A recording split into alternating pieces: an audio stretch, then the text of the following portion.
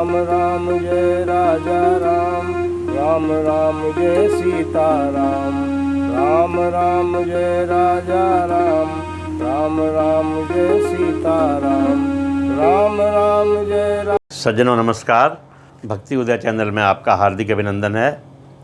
दोस्तों, बार बार कुछ मित्र प्रश्न कर रहे हैं कि शनि के कष्टों से बचने के लिए क्या किया जाए। ये प्रश्न आखिर बार बार पूछ रहे हैं लोग, तो हमने सोचा कि आज हम इसी पर एक और वीडियो आपको बनाएं, क्योंकि पहले भी हम इस पर वीडियो बना चुके हैं। हनुमान जी की कृपा दोस्तों जिस पर बनी रहेगी, उसको शनि की साढ़े साती या ढैया आदि किसी भी गोचर का प्रभाव नहीं पड़ता। अतः आप सब मन, कर्म और वचन से हनुमान जी के भक्ति और आराधना में लगे रहें, तो आपका सदैव कल्याण होगा। आखिर ऐसा क्या है कि हनुमान जी के सामने ही शनि जो हैं वो शांत हो जाते हैं। तो इस संदर्भ में आज हम आपको हनुमान जी की एक ऐसी लीला से रूबरू कराने जा रहे हैं जो बहुत कम लोगों ने सुनी होगी। तो दोस्तों, हम ये हनुमान जी और शनिदेव की कथा को आपको सुनाएं, इसके पूर्व आपसे आग्रह है कि यदि आप हमारे चैनल पर नए हैं और आपने हमारे चैनल को सब्सक्राइब नहीं किया है, तो कृपया आप इसे सब्सक्राइब कर लें और साथ ही बेल आइकन दबा दें, ताकि हमारी अगली उपयोगी वीडियोज़ की नोटिफिकेशन आपको समय पर मिलती रहे। सज्जनों, कलयुग का आरंभ हो रहा था। वासुदेव भगवान कृष्ण अपनी लीला संपन्न करके अपने धाम गोलोक पधार चुके थे। एक दिन हनुमान जी संध्या के समय प्रभु श्री राम का स्मरण और भजन कर रहे थे। उसी समय ग्रहों के न्यायाधीश और मंद गति से चलने वाले सूर्यपुत्र शनिदेव हनुमान जी के पास पधारे। शनिदेव का बड़ा ही काला और भय देने वाला स्वरूप है। वे हमेशा सिर झुकाए रहते हैं और अपनी दृष्टि नीचे रखते हैं। जब वे किसी की ओर दृष्टि उठाते हैं या किसी की ओर देख लें तो उसका सर्वनाश ही हो जाता है। उन्होंने हनुमान जी से नम्रता पूर्वक कहा, लेकिन सज्जनों, उनकी आवाज़ जो है वो स्वभाव के अनुसार कर्कश ही है। तो उसी प्रकार वे बोले, हनुमान जी, मैं आपको सावधान करने आया हूँ।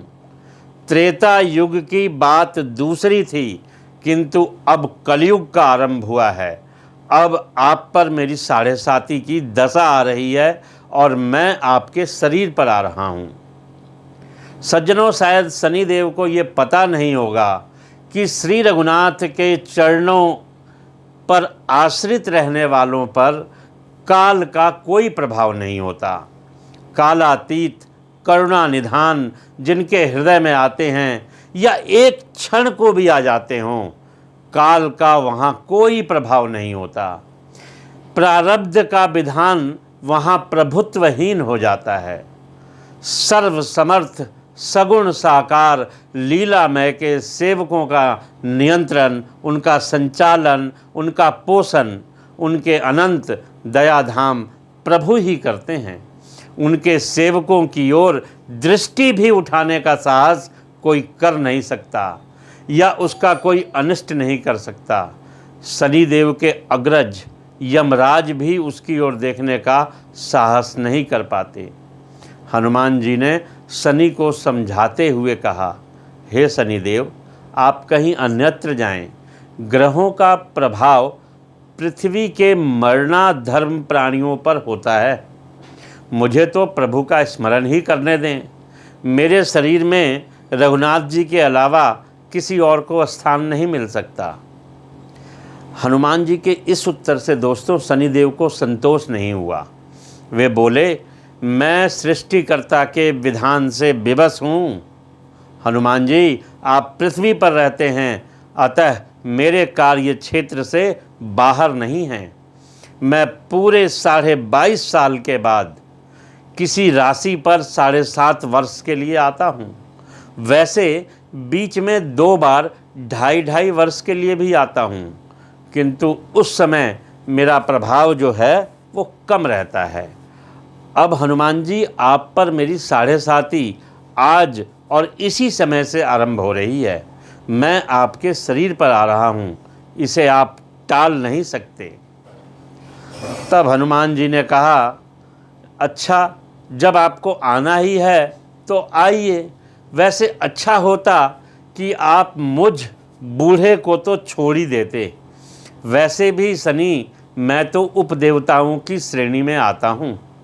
शनिदेव बोले कि हनुमान जी, कलयुग में देवता उपदेवता किसी को भी पृथ्वी पर नहीं रहना चाहिए। सबको अपना आवास सूक्ष्म लोकों में रखना चाहिए। जो पृथ्वी पर रहेगा कलयुग के प्रभाव में रहेगा और उसे मेरा या मेरे द्वारा दी गई पीड़ा जो है वो भोगनी पड़ेगी। और मैं अपना विशेष प्रभाव तो वृद्ध पर ही प्रकट करता हूँ। मैं मुख्य मारक ग्रह हूँ और मृत्यु के निकट तो वृद्ध ही होते हैं, ये तो आप जानते ही हैं। तब हनुमान जी ने पूछा, शनिदेव आप मेरे शरीर पर कहाँ बैठने जा रहे हैं? बड़े गर्व के साथ शनि ने कहा, मैं आपके सिर पर बैठने जा रहा हूँ।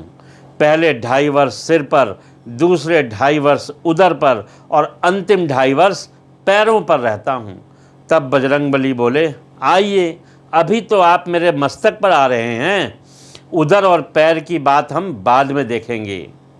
तो दोस्तों, शनिदेव हनुमान जी के सिर पर आ गए और बैठ गए। जैसे ही शनिदेव हनुमान जी के सिर पर बैठे, हनुमान जी को अपने सिर में खाज महसूस हुई। अब खाज मिटाने का हनुमान जी का अपना अलग रास्ता है। क्या रास्ता है? तो खाज मिटाने के लिए हनुमान जी ने एक बड़ा पर्वत शिखर उठाया और अपने सिर पर रख लिया। शनिदेव चिल्लाए, हनुमान जी ये क्या कर रहे हैं आप? बजरंगी बोले कि शनिदेव, आप विधाता के विधान से विवश हैं और मैं अपने स्वभाव से। मुझे जब सिर में खाज होती है तो मैं तो अपनी खाज ऐसे ही मिटाता हूँ। आप अपना काम करें और मुझे अपना काम करने दें। पर्वत रखने पर भी जब हनुमान जी की खाज कम नहीं हुई तो हनुमान जी ने दूसरा पर्वत शिखर अपने सिर पर रख लिया। शनिदेव ने पुकार लगाई, हनुमान जी मैं संधि करने को तैयार हूँ। अब 2.5 साल की जगह 2.5 पहर रह जाऊँगा आपके सिर पर। तब हनुमान जी ने तीसरा पर्वत अपने सिर पर रख लिया। अब शनि दर्द से कराहते हुए बोले, हनुमान जी अब मैं कभी आपके समीप नहीं आऊँगा। बिना उत्तर दिए बजरंगबली ने चौथा पर्वत उठा लिया और उसे अपने सिर पर रख लिया। शनिदेव चीखते हुए बोले, पवन कुमार त्राहिमाम त्राहिमाम रामदूत आंजनेयाय नमः। मैं तो अब हनुमान जी उसको भी कष्ट नहीं दूंगा जो आपको याद करेगा, जो आपका स्मरण करेगा। मुझे उतरने दीजिए हनुमान जी। तब हनुमान जी ने सारे पर्वत यथास्थान रख दिए और बोले, शनि मैं तो केवल 5 पर्वत सिर पर रखना चाहता था और मैं तो ये 5 पर्वत प्रलय तक रख सकता हूँ।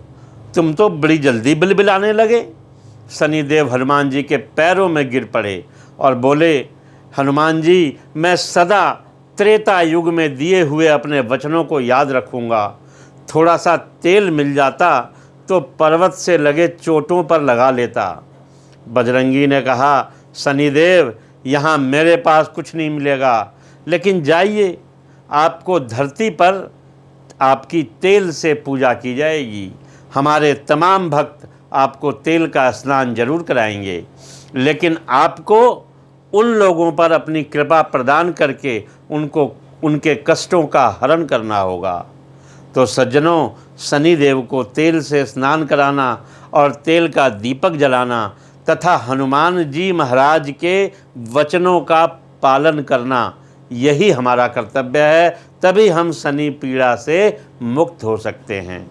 आप सभी हनुमान जी को मन, कर्म और वचन से उनकी भक्ति करें। शनि पीड़ा स्वयं नष्ट हो जाएगी। आप केवल हनुमान चालीसा का पाठ नित्य करें, सुंदरकांड का पाठ करें और हनुमान जी को मंगलवार शनिवार को उनको चोला चढ़ाएं, प्रसाद चढ़ाएं। यही भक्ति करते रहें, शनि की पीड़ा स्वयं समाप्त हो जाएगी। जय श्री राम।